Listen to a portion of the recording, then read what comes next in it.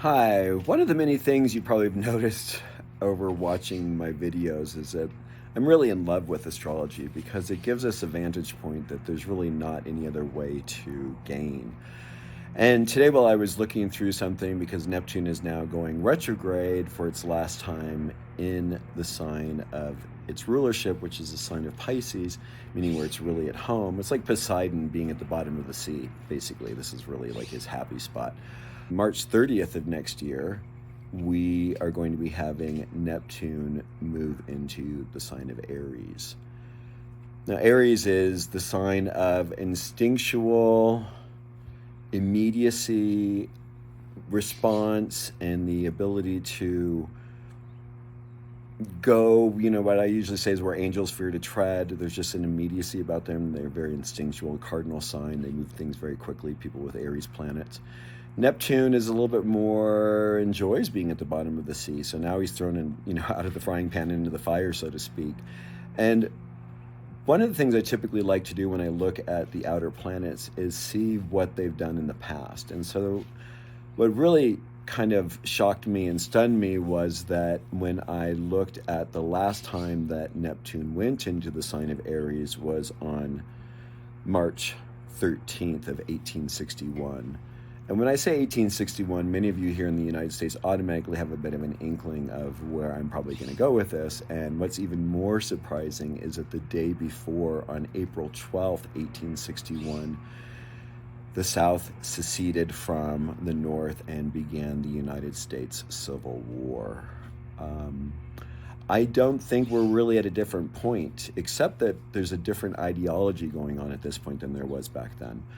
Back then, the issue was around slavery, of course, and about getting rid of slavery in the southern states. And since that was their primary source of income and revenue, and to be honest, their sense of self for most white people and everyone else down there was very structured, of course, and unfortunately it still is. Here we are now with the roundabout. It isn't really necessarily about slavery, but to be honest, I think it continues to be about some of the ideology that brought that about, also the ways in which we're treating women. In a lot of ways, it looks like we're going backwards, and we're not alone in that regard here in the United States. When we look around the world, what's happening in France, what's happening in oh my gosh, the Netherlands, it's happening in Denmark. Even some of the most liberal, open-minded countries in the world are dealing with a backlash of conservatism, because what happens with conservatism is it's the fear of change. And if there's anything any of us know who have been on the planet long enough, is that life is all about change. There are things that we need to accept. There's things that we need to widen our perspective and understand in a different way. But what really concerns me right now, given the issues around Donald Trump and the things he's gotten away with, the significant bipartisan problem of the polarity here in the United States without having any sort of an extra or other parties to engage, because the excuse is always like, oh, if we vote for another person outside of the Republicans or the Democrats, we are no longer going to have the benefit of either one of those parties. We're going to have the evil happen. And it continues to be this idea ever since the 80s, when I was first voting, was this idea of let's vote for the less evil. But that is not really the right way for democracy to move forward. I think also, I really want to say this in regards to what's going on with Biden. While I understand people's issues about him being so old, I think there's great benefit in the fact of his age, of the fact that he is a mature statesman and understands how diplomacy works, understands how best to work with other people. Trump doesn't have that ability. It's his way or the highway, even throwing other people under the bus in front of him. Biden doesn't have that approach. People who continue to support this behavior are really not supporting human experience, even within themselves. I also am very afraid of this idea that everyone has to be so perfect and so polished in every single moment. When you speak to people, do you make mistakes? Do you have a hard time finding your words sometimes?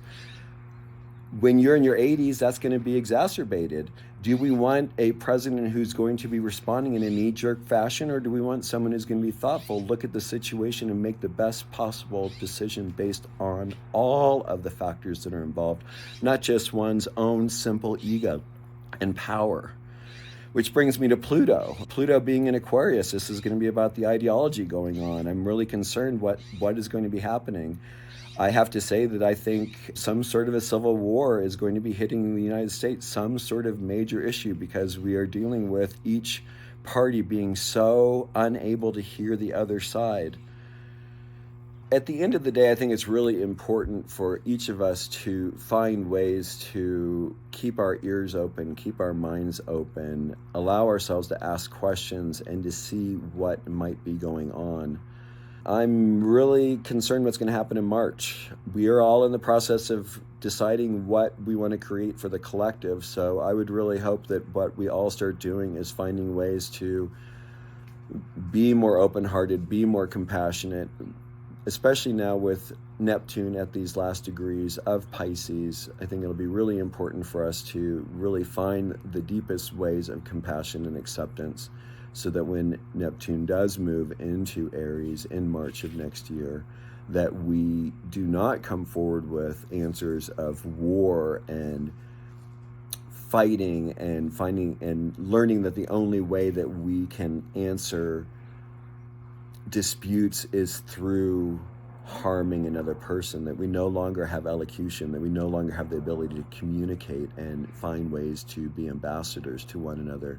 Because the truth is, at the root, at the end of the day, is that each of us have the same basic needs. We have the same basic wants. And this is a large enough planet to support all of us. And how can we find ways to be more compassionate and accepting of others? Which, of course, starts with ourselves. How are we being compassionate with ourselves? How are we not being compassionate with ourselves? Whew. There's a lot there. My name is Michael Bartlett, Master Metaphysical Astrologer, and I just think this is an important time for us to be paying attention to what we're focusing on between now and March. So I send you blessings, I send you light, I send you insights. Please check out my other videos. Please share, please like, please comment. I would love to hear what your comments are, what you're thinking, what you're feeling about what's coming on here at the United States, as well as in your own country. I know these are also issues that are going on in Turkey, in the Middle East. I don't think any country is really without their issues right now of transitioning into a different way of being, and that is causing great fear for many people who do not want to change. Change is inevitable. Wishing you all the best. Take care.